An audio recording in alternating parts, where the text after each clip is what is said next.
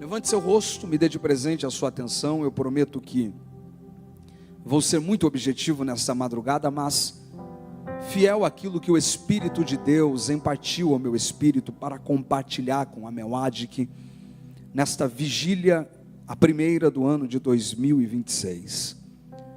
O texto que nós acabamos de ler é sem dúvidas um dos momentos mais marcantes da história do ministério de Jesus, não apenas de Cristo, mas daqueles que com Ele andavam. É óbvio que olhar para o Evangelho de Jesus, independente da perspectiva, é caminhar pelos corredores da história do bom mestre e contemplar as manifestações extraordinárias do seu poder e glória, seja pelos milagres absurdos que Ele fez, ou pelas simples palavras que foram traduzidas pelo Cristo, mas que revelavam valores eternos imensuráveis. Contudo, aqui nós estamos sem dúvidas diante do ápice de todas essas experiências, do ponto mais alto, da maior revelação, da maior manifestação de glória, seja daquilo que antecede o ministério público de Cristo, durante o seu desenvolvimento ministerial após o batismo, até o Calvário. Aqui é, sem dúvidas, a maior revelação que Cristo está entregando para alguns dos seus discípulos. A pergunta que você me faz é o que lhe fundamenta, pastor André, a compreensão de que este é, ou esta é a maior experiência, e aqui a gente começa a pensar um pouco, afinal de contas, o capítulo de número 17 não é apenas uma revelação de Cristo para o presente, mas aqui nós encontramos a majestade de Cristo como Deus, Pai da eternidade, que está sendo revelado, apresentado como propósito do passado, manifesto no presente e apontando uma dimensão profética para o futuro. É óbvio que nós sabemos que o que acontece em Mateus capítulo 17 é a transfiguração de Jesus. A palavra transfiguração, empregada por Mateus no alto do Monte Tabor, não se aplica a uma mudança externa de fisionomia, de aspecto, de semblante, de roupas. Não, a palavra transfiguração aqui está se referindo a uma mudança de natureza. A origem, a etimologia dessa palavra dá sentido a outra palavra que comumente nós conhecemos no português como metamorfose. E metamorfose não é o mudar o meu semblante, mas eu mudar a minha essência, a minha natureza. Aqui, Cristo está mudando a sua natureza. Essa revelação traz para uma dimensão de eternidade a apresentação para os discípulos que com ele estavam de duas personagens, duas figuras centrais na antiga aliança. O primeiro, Moisés. O segundo, Elias. E Cristo está conversando com Moisés e com Elias, e é por isso que eu digo que este foi um convite para o ingresso em uma dimensão, em uma atmosfera de eternidade, pois Pedro, Tiago e João, que lá estão, reconhecem Moisés e Elias. É interessante que eles não tinham o Facebook de Moisés, a fanpage de Elias, as páginas do profeta, as páginas do grande líder para saber quem eles eram. Contudo, quando eles se apresentam, eles automaticamente identificam que eram Moisés e Elias, pois na eternidade nós conheceremos aqueles que lá já estão. Aqui, Cristo está os convidando para observarem um diálogo neste ambiente transcendental. E este diálogo é de Jesus, não é Pedro que conversa com Elias, não é Tiago que conversa com Moisés, é Jesus quem está conversando com Elias e com Moisés. A pergunta que fazemos é por que isso está acontecendo? E é óbvio que Cristo está nos dando algumas lições. Primeiro, a lição do passado, pois Moisés é o símbolo da lei. Elias é a representação máxima das profecias ou dos profetas. Tanto Moisés quanto Elias estão conversando com Jesus, pois Jesus está querendo mostrar para os seus discípulos que tanto na lei como nos profetas, por mais que Elias seja grande e Moisés também seja, o centro de tudo isso ainda é Jesus. É Jesus quem aparece de Gênesis a Malaquias como propósito central. Os profetas falaram de Jesus. A lei apontava Jesus. Jesus é o ápice da velha aliança, a centralidade da velha aliança. Contudo, essa revelação de glória no presente também, para além de criar uma âncora para o presente, está apresentando um protótipo do futuro, um quadro profético do amanhã. Afinal de contas, o Cristo que se revela, que se transforma, que experimenta uma metamorfose no alto do monte, não se revela como o carpinteiro que tem fome, como o filho de Maria que tem sede, como o nazareno que cansa, chora e dorme. Não, aqui ele se revela como Deus. E é por isso que eu estou dizendo que esta é a maior manifestação de glória que Jesus proporciona durante o seu ministério público na terra, e até mesmo antes deste período, a maior experiência, pois em nenhum outro milagre Jesus operou como Deus. Enquanto eu estava dizendo, talvez você, um leitor cuidadoso da Bíblia, estava pensando, dizendo: pastor, o senhor está equivocado, o senhor está se esquecendo do dia em que Jesus ia caminhando às beiras das cidades, enquanto descia para Jericó, e de repente alguém começou a gritar: Jesus, filho de Davi, tem misericórdia de mim. Ele parou e devolveu a visão a um cego chamado Bartimeu. Talvez o senhor está se esquecendo do dia em que ele resolveu cuspir na terra, fazer um pouquinho de lodo e passar nos olhos de um cego, e o cego abriu os olhos e voltou a enxergar, ou começou a enxergar. Talvez o senhor está se esquecendo, pastor, do dia em que ele enfrentou a morte, ou por que não dizer, dos dias em que ele enfrentou a morte, pois uma das vezes ele entrou na casa onde a morte acabava de levar a filha de Jairo, e lá naquela casa ele disse para a morte: o teu tempo acabou, ela vai voltar a viver, e a menina voltou a viver. Ou do dia em que ele enfrenta a morte não dentro de casa, mas no portão da cidade, e independente se dentro de casa ou no portão da cidade, este desafio Cristo sai vitorioso. Enquanto alguém chorava dizendo: perdemos o nosso filho, ele diz: não perderam, toca no esquife, o menino volta a viver e devolve a esperança a uma casa que estava a chorar. Ou talvez o dia em que a morte já achou que teria vencido de vez, porque Cristo não o encontrou na casa nem na porta da cidade. Quando ele chega, seu amigo já estava na sepultura há 4 dias, e ele, sem querer saber o quanto isso seria difícil, afinal de contas, o processo de putrefação, para quem já está em um estado de decomposição há 4 dias, em um sepulcro de altíssimas temperaturas, seria quase que ou melhor, totalmente insolúvel. Porém Cristo não quer saber. Ele diz: tire a pedra, porque tirar Lázaro de dentro da sepultura e mostrar para a morte que aqui está quem é maior do que a morte, isto eu sou especialista em fazer. Eu estou sentindo graça de Deus aqui, porque aqui nós ouvimos o testemunho do Moisés, testemunho de alguém que a morte cercou e disse: hoje eu vou levar, e Deus disse: não leva, porque eu ainda tenho um projeto, eu ainda tenho um plano, eu estou sentindo graça nesta casa.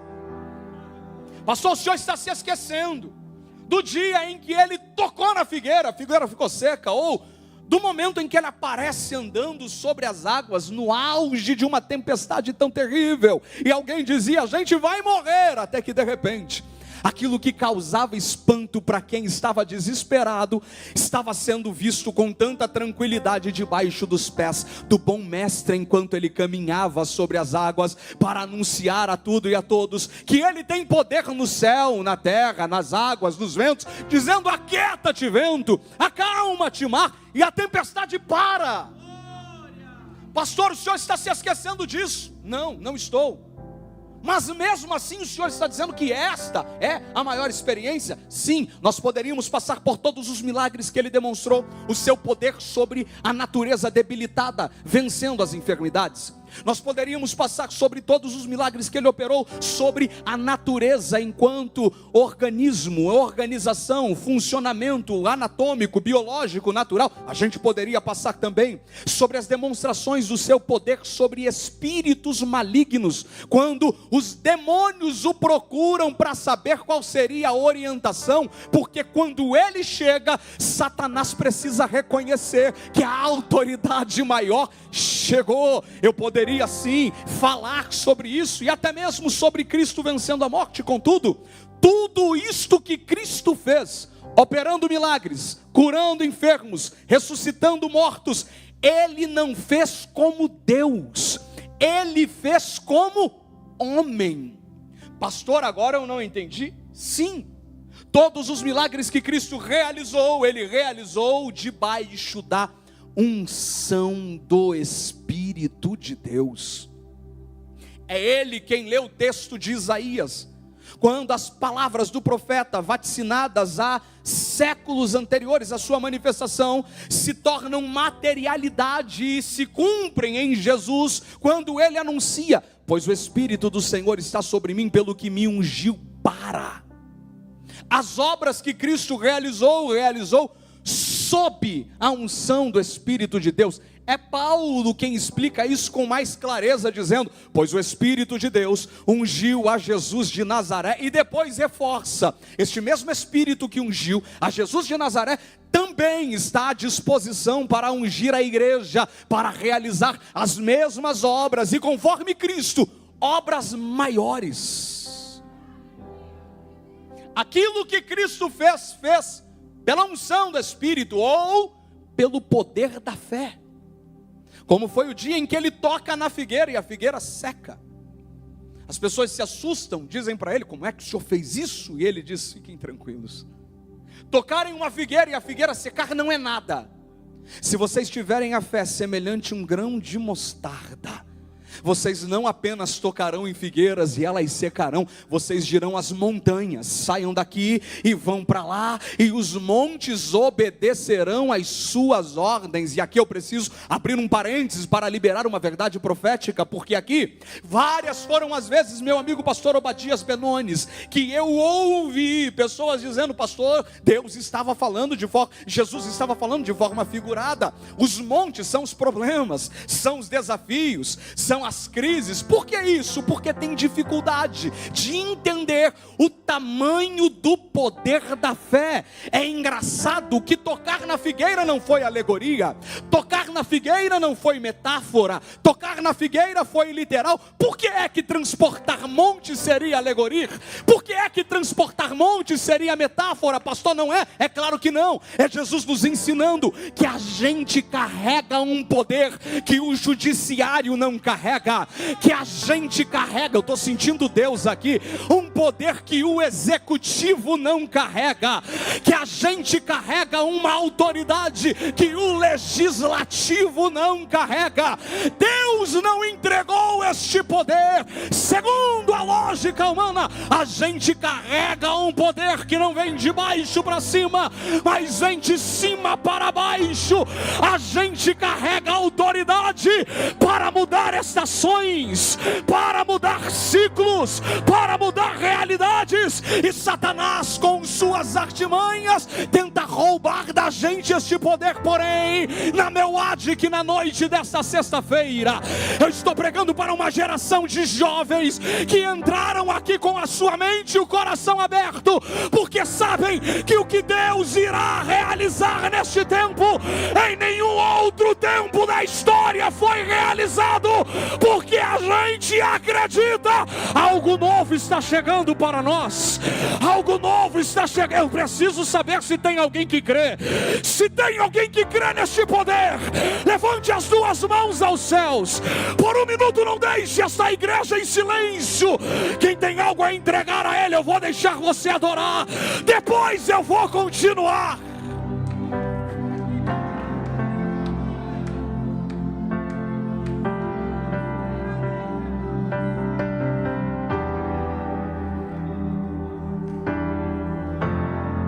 Pega na mão desse jovem que está do teu lado, me ajuda a pregar que eu já estou encerrando. Diz para ele: Deus plantou algo em você maior do que você mesmo.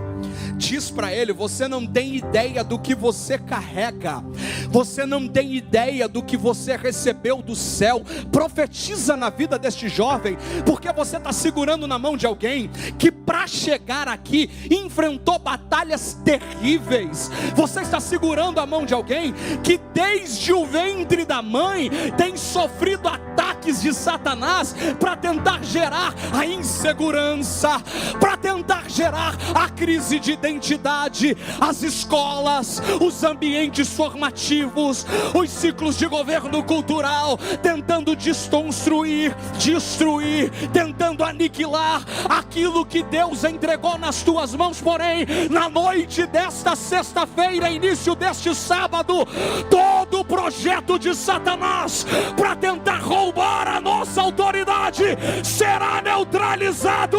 Você não é normal. O que Deus te deu, ninguém na terra carrega.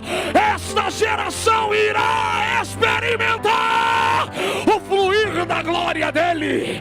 Urabakalahai, Uriakalase. Eu estou sentindo graça de Deus aqui. Se tem alguém comigo nesta palavra, abre a boca para adorar. Depois eu vou continuar.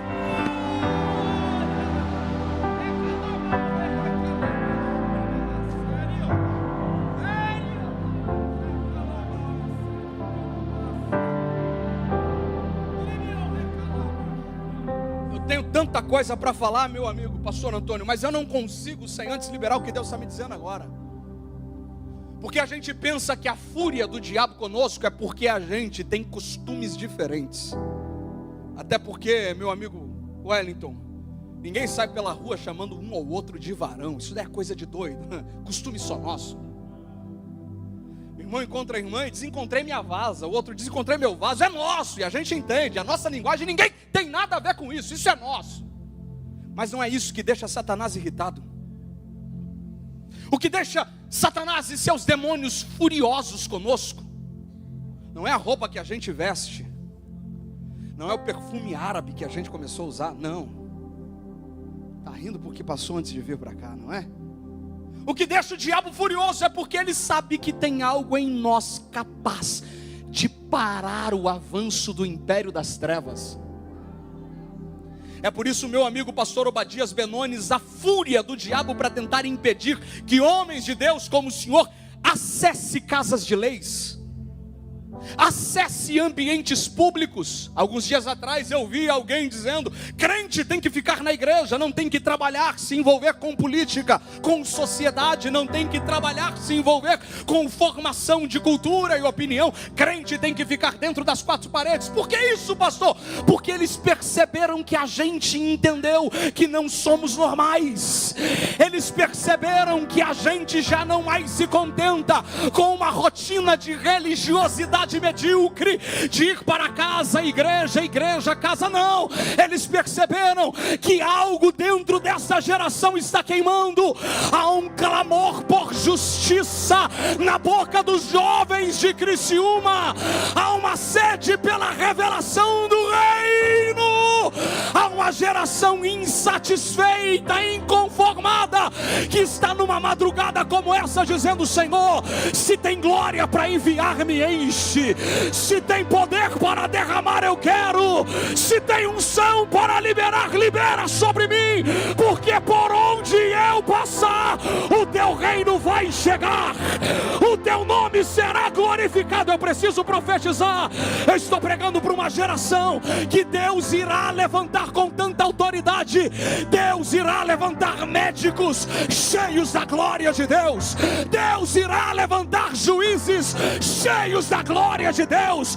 Deus dará prefeitos às nossas cidades cheios da glória de Deus.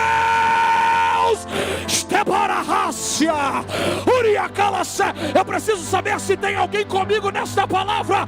Só os pentecostais, só os crentes malucos que ainda acreditam no poder da oração, dos dons espirituais.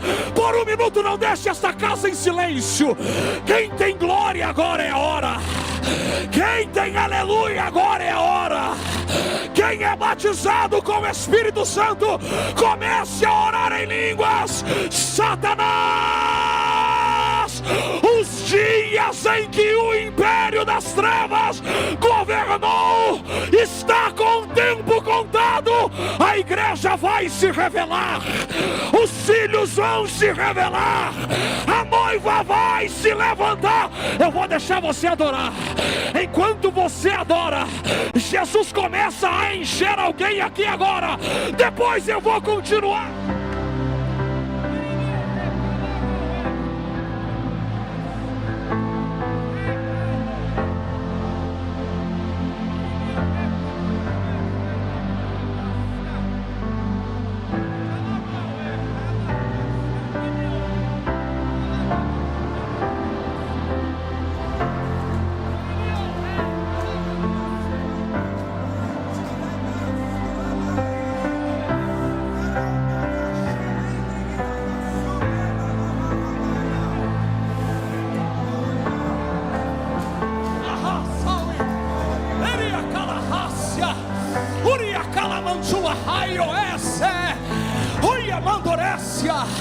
Pastor Antônio não faz parte da mensagem, não estava no esboço, não faz parte do esqueleto. Me perdoem os amantes da boa homilética.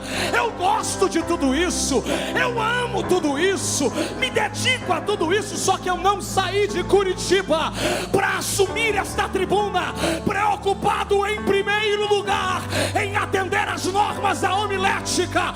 Eu vim aqui preocupado em ser profeta de Deus, e eu já estou ouvindo pastor Misael, o espírito de profecia, pregando ao meu espírito, dizendo: André, diga para Ameladic que eu irei liberar uma porção extraordinária de glória.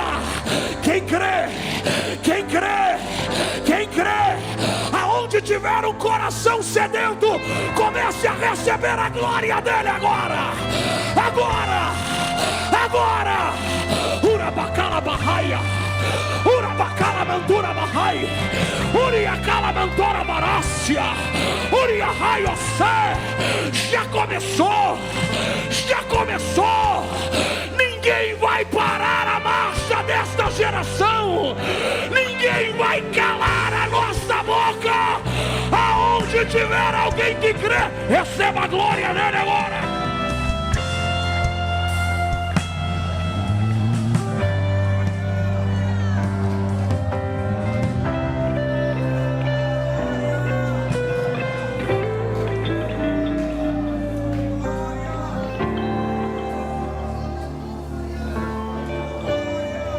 Acharam que a gente seria uma geração de pernas quebradas,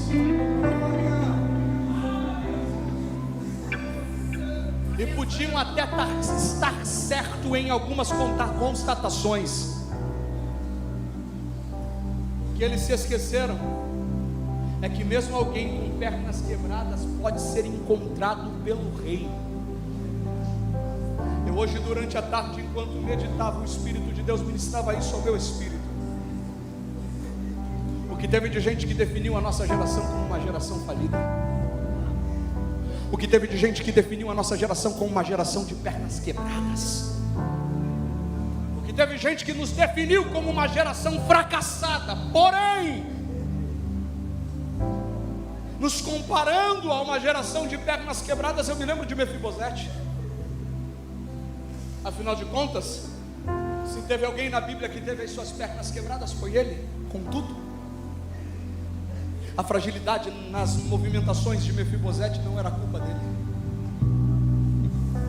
era culpa de quem deveria cuidar e não cuidou, era quem deveria proteger e não protegeu, quem deixou cair ainda quando estava em formação. E alguém disse: agora acabou. Porém o reencontra e diz: traz para o palácio, porque eu ainda tenho um projeto sobre ele. E as pernas aí, faz o quê? Passa azeite de manhã, passa azeite de tarde, porque aonde havia uma fragilidade, o meu azeite vai cobrir.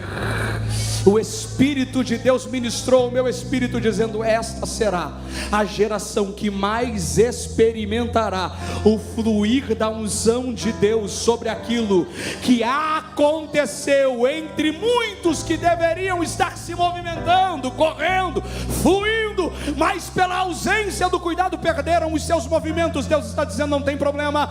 Alguém que deveria cuidar e não cuidou, alguém que deveria proteger e não protegeu, não é maior do que a minha graça. A minha unção vai fluir, a minha unção vai fluir. Eu preciso saber se tem alguém que crê nesta palavra. Ninguém vai parar.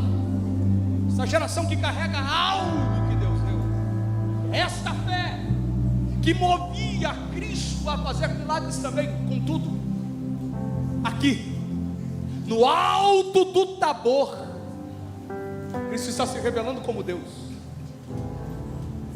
E aqui, mais do que se revelar como Deus, ele se revela como Cristo glorificado. Sabe o que ele está dando? Mais do que a centralidade da velha aliança, ele está apontando um retrato de uma nova dispensação. Uma dispensação onde as pessoas estarão com ele em um ambiente de eternidade. Um protótipo do céu. Até porque no céu, o Cristo que a gente vai encontrar não é o Cristo do semblante cansado que paira no poço de Jacó. O Cristo que a gente vai encontrar não é o Cristo que dorme pelo cansaço mesmo no meio da tempestade, não. O Cristo que a gente vai encontrar não é o Cristo que chorou ao ouvir a súplica de Maria pela perda do seu irmão. Não, o Cristo que a gente vai encontrar não é o Cristo com um olhar abatido de quem carregou um patíbulo de mais de 30 quilos nas costas, por um período de mais de 300 metros, que caiu por mais de 3 vezes, e teve mais de 400 cortes no seu corpo, teve mais de 50 perfurações em sua cabeça, foi erigido em uma cruz logo pela manhã, e ficou até as 3 da tarde, sendo esbofeteado, tendo uma lança em seu lado para o ferir, pregos em suas mãos e pés. Não, não é este Cristo com este semblante de dor. O Cristo que a gente vai encontrar no céu é o Cristo glorificado. Como ele é, pastor? Os seus pés é como um latão reluzente tirado da fornalha. Os seus olhos são como chama de fogo, meu amigo cantor Ari. Seu cabelo é mais branco do que a alva lã, as suas vestes são brancas. Da sua boca sai uma espada mais afiada que espada alguma de 2 gumes.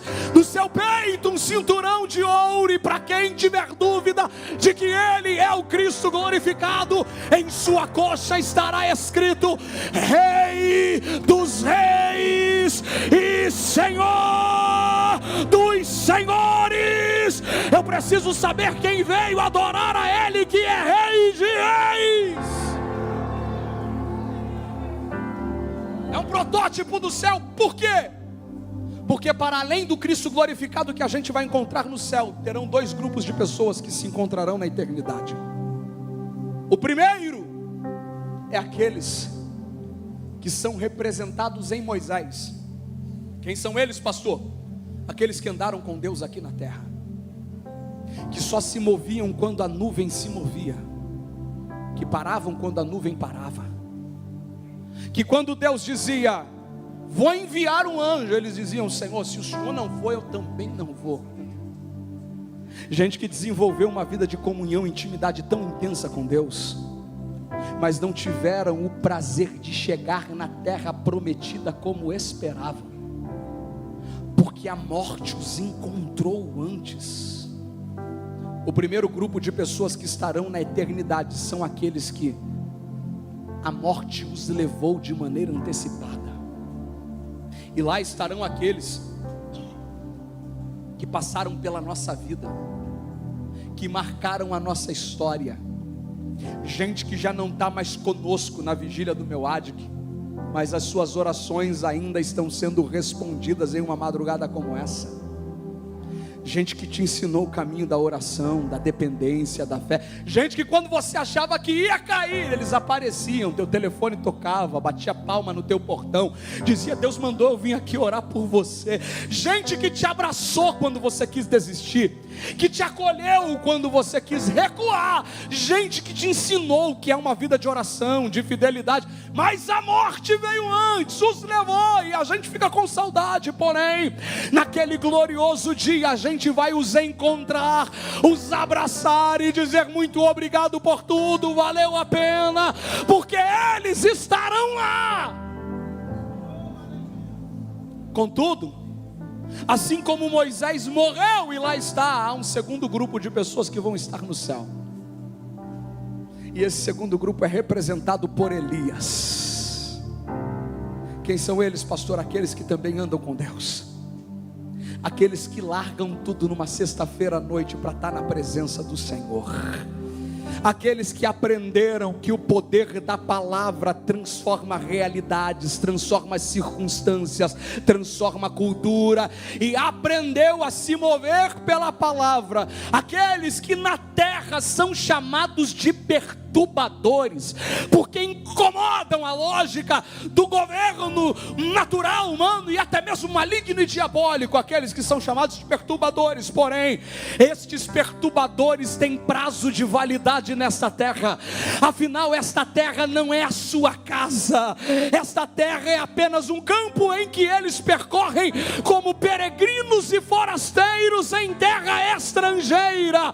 Quem são estes, pastor? Aqueles que caminham aqui, pregam aqui, trabalham aqui, lideram aqui, profetizam aqui, mas não são daqui. Aqueles que daqui um pouquinho, dada a palavra de ordem com alarido e voz de arcanjo, ao soar da última trombeta, porque a trombeta soará, subirão ao encontro do Senhor nos ares, não provarão a morte. Eu preciso saber se tem alguém que ainda acredita nisso. Levante uma de suas mãos aos céus, porque você faz parte dessa geração, a geração que vai ser arrebatada com o Senhor. Tem alguém que acredita nisso? Contudo, e aqui eu encerro, a experiência do Tabor é tão gloriosa, não apenas por ser a única manifestação de Cristo como Deus, por apresentar a centralidade de Cristo na antiga aliança, por revelar um quadro profético da nova dispensação, mas por ser também o ápice das experiências, porque aqui Jesus está mostrando para eles: não importa o quanto você já viu até agora, o que você viu não se compara ao que eu ainda posso te mostrar. Eu vou repetir isso daqui, eu quero que você ouça com o teu espírito. Não importa o que você já ouviu falar sobre o que Ele já fez, o que Ele já fez até aqui não se compara ao que Ele poderá fazer para aqueles que ainda têm sede, para aqueles que ainda têm fome. Pastor, por que só para estes? Porque a revelação do Tabor não vem para os 12, vem para 3. Jesus não mostra a sua glória e um novo nível de poder para os 12. Jesus não mostra a sua glória e um novo nível de autoridade para todos. Jesus não se revela para todos, meu amigo Leandro Medeiros.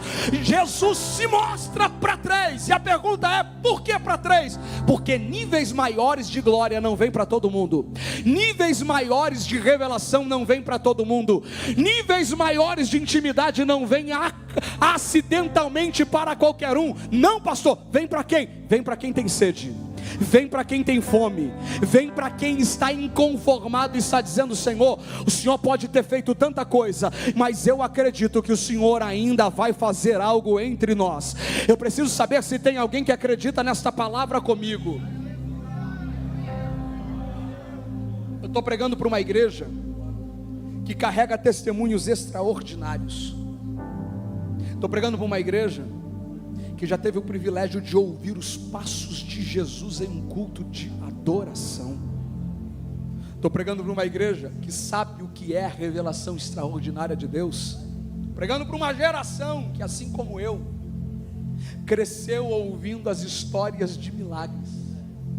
Tive o privilégio de crescer em uma igreja simples, em que eu ouvia os meus pastores contando testemunhos, como por exemplo do dia em que o vizinho da igreja bateu no portão da igreja querendo falar com o pastor em um congresso de círculo de oração. Ele estava indignado porque queria saber como é que a igreja estava transmitindo o culto ao vivo na televisão dele. Se fosse agora, tudo bem, não tem problema, YouTube, televisão, canal. Só que o que eu estou dizendo é de mais de 40 anos atrás.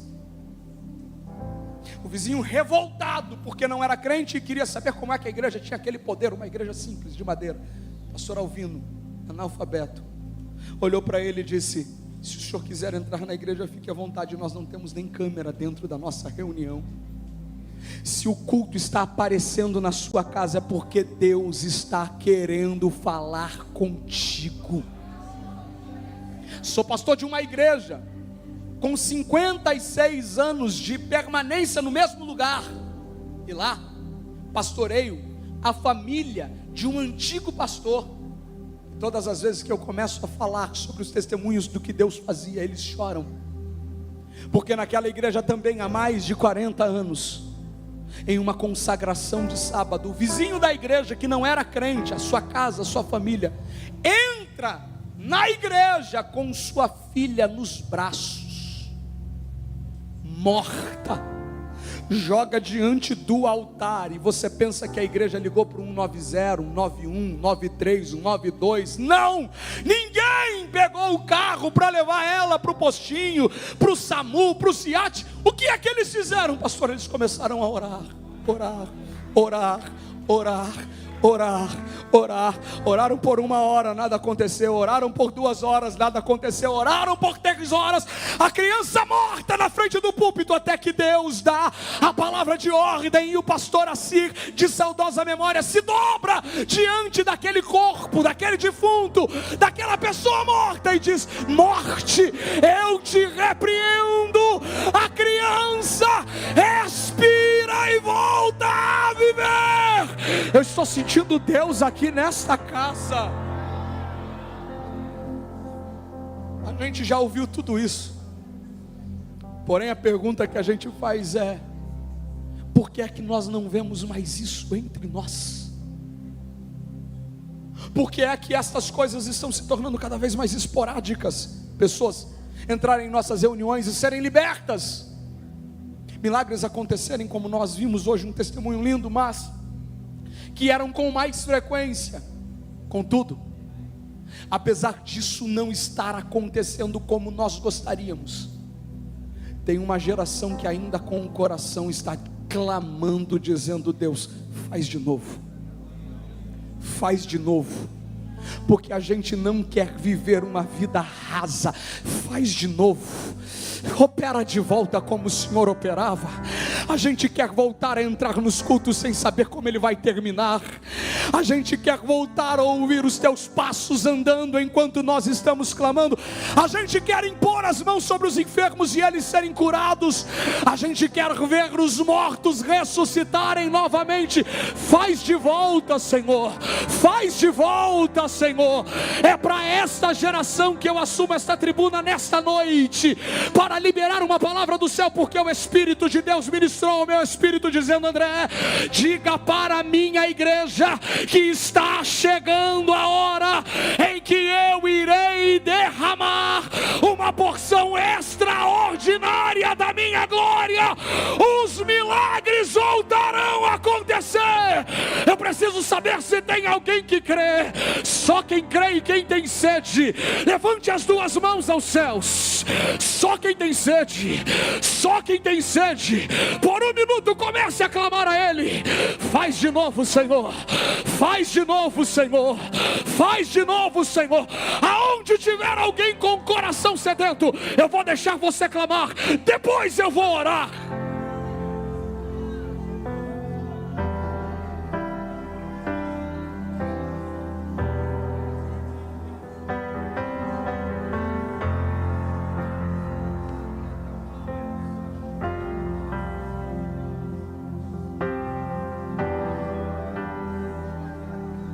Está chegando a hora em que as nossas crianças vão voltar para casa falando em línguas estranhas. Está chegando a hora em que Deus vai começar a tomar a boca de adolescentes no meio das nossas reuniões para fazer ecoar a sua vontade na terra. Está chegando a hora em que as nossas decisões como líderes não serão tomadas pela lógica, pela conveniência, pela racional. Está chegando a hora, e eu sinto meu corpo arrepiar, em que Deus vai voltar a aparecer nas nossas reuniões dizendo: separai para mim a Barnabé e Saulo para a obra que eu os tenho proposto. Está chegando a hora em que o temor vai voltar a fluir entre nós. A santidade será o nosso troféu. Está chegando a hora em que a glória de Deus irá se apoderar da igreja. Eu preciso saber se tem alguém que crê. Quem crê nesta palavra? Quem crê nesta palavra?